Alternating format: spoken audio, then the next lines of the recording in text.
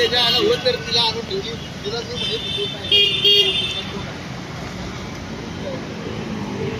बायका बायकाला बोलता येणार.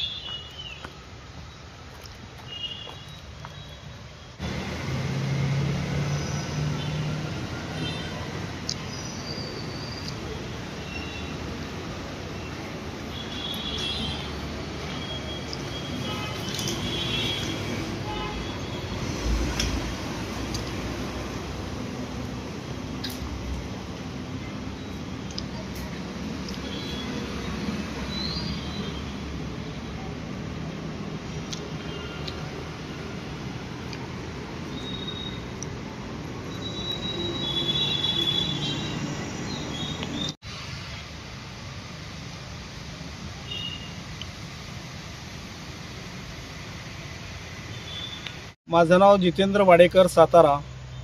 जिल्हाधिकारी कार्यालयात शासकीय कामानिमित्त जिल्ह्यातून बरेचसे लोक येत असतात.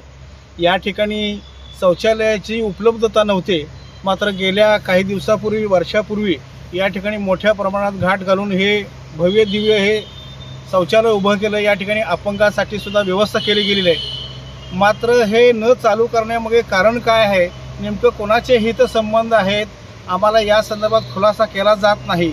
संबंधित जिल्हाधिकाऱ्यांनी संबंधित विभागाने तात्काळ हे चालू करावं.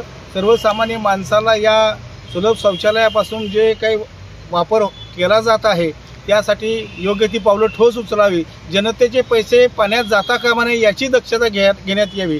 भविष्यात आंदोलनात करण्याची गरज येऊ नये असं जिल्हावासियांच्या वतीने विनंती करण्यात येत आहे. त्याचबरोबर या ठिकाणी जे शौचालय बांधलेले आहे या ठिकाणी येण्याकरता अपंगांसाठी रॅम्प नाही.